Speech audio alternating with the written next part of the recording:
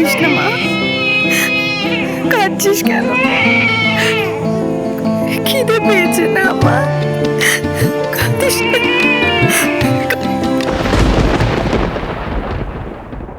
পানি সারে গানি সা রে সা রে গা মা গা মা গা নি সা গা মা গা মা গা মা পা নি সা পা দা মা গা রে পা মা গা রে গা নি পা নি সা রে গা নি সা।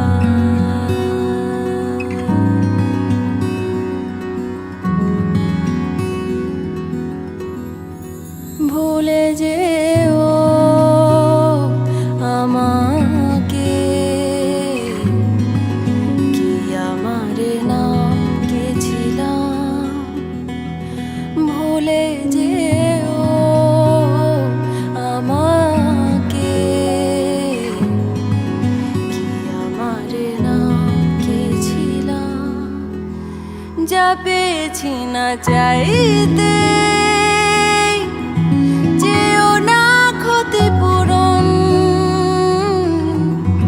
যা দিয়েছি না চাইতে, দিও না তার দাম। মা, আমি একেবারে ঠিক আছি, তুমি চিন্তা করো না, আমার কিছু হয়নি। দেখ সম্রাট, তুই যতই মুখে বলিস না কেন, আমি বুঝতে পারছি তোর মনের ভেতরে কি চলছে। আরে আমি যে তোর মা। মা, মা, এই সম্রাট লাহিড়ী আঘাত পেতে পেতে একেবারে অভ্যস্ত হয়ে গেছে। তুমি চিন্তা করো না মা, আমি একেবারে মন খারাপ করবো না, আমি একেবারে ঠিক থাকবো। তাছাড়া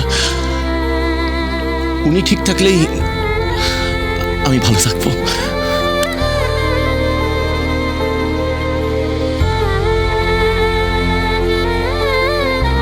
মা, আমাকে মেনে নিতে হবে যে ওনার একটা সংসার আছে, ওনার একটা পরিবার আছে, ওনার একটা হাজবেন্ড আছে। আমাকে অনুশ্রীকে ভুলে যেতে হবে মা, ভুলে যেতে হবে। আর তাছাড়া আরুষি, উনি ওনার হাজবেন্ড, এইসবের মাঝে মা আমি কোথাও নেই মা। I am nowhere in the frame. মা, আমি তোমায় প্রমিস করছি,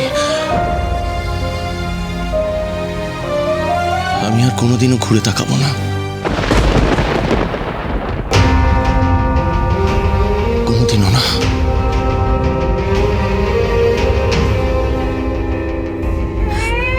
না মা, না মা, এত কাঁদে না। একটু আগেই তো খেয়েছিস, এখন কেন এত কাঁদছিস বাবু? ওর তো জ্বরে গা পুড়ে যাচ্ছে। কি করবো আমি এখন? ওকে নিয়ে কোথায় যাব? ডাক্তারের কাছে যাওয়ার মতন তো পয়সা নেই আমার কাছে। জ্বর আসবে মনে হচ্ছে।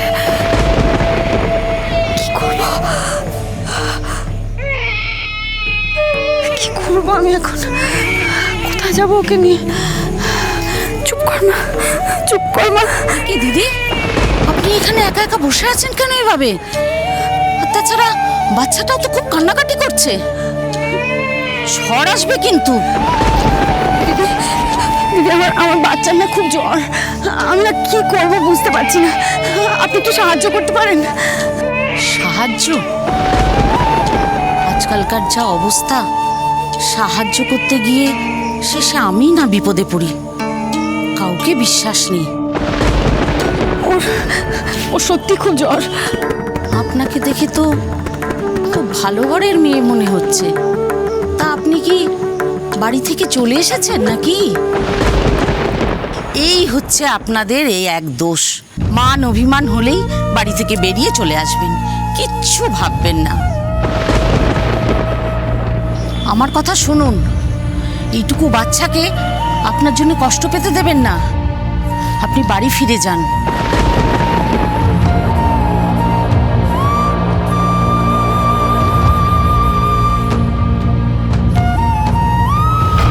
আমার যে আর কোনো বাড়ি নেই, কোন বাড়িতে ফিরবো আমি?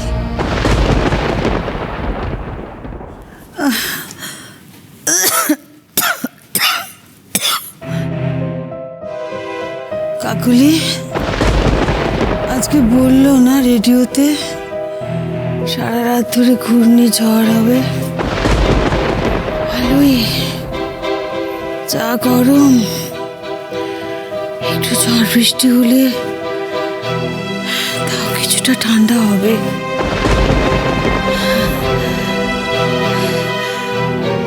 জানো তো কাকুলি, আমাদের বাড়িতে না যখন বৃষ্টি হতো, সে কি হইচই, শত তিস্তা সব ইরাকে ঘিরে ধরে বায়না। আজকে খিচুড়ি খাবো। আর শুধু কি খিচুড়ি নাকি, কারুর চাই খিচুড়ির সঙ্গে মাছ ভাজা, তো আরেকজনের পাঁপড় ভাজা। এসে গেছে গরম গরম খিচুড়ি এসে গেছে। হ্যাঁ,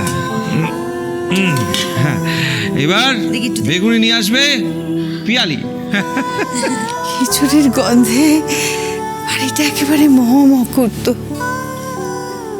আর মেয়েটাও সবার ইচ্ছে পূর্ণ করবে। কি যত্ন করে রান্না করে পরিপাটি করে পরিবেশন করত। বৃষ্টি মানেই না আমাদের বাড়িতে যেন একটা উৎসব। কোথায় গেল সেসব দিন? মেয়েটা চলে গেল, সঙ্গে সঙ্গে সব নিয়ে গেল। সব আনন্দ, সুখ, খুনসুটি, মজা সব চলে গেল এই বাড়ি থেকে কাকলি।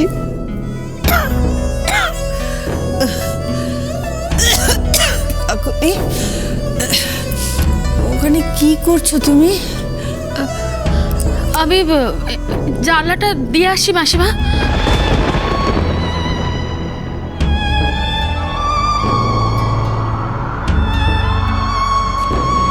হে ভগবান, ইরা দিদি আর ওর বাচ্চাটাকে তুমি দেখো ভগবান। ওদের তুমি সাবধানে রেখো, সামলে রেখো। এবারে সবাই যার জন্য চোখের জল ফেলছে, আজ তাকেই একটা মাথা গোজার ঠাইয়ের জন্য রাস্তায় রাস্তায় ঘুরতে হচ্ছে। একেই বোধহয় বলে ভাগ্য। ভগবান,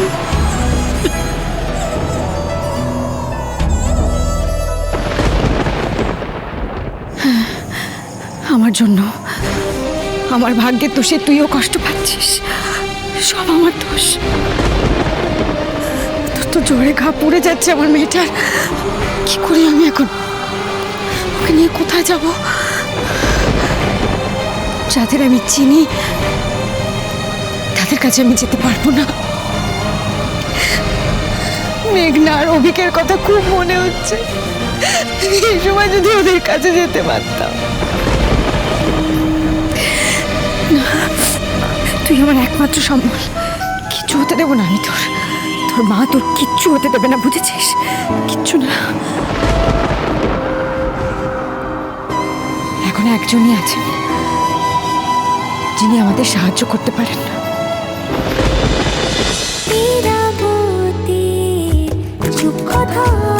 চলো চলো চলো চলো চলো পাল্টা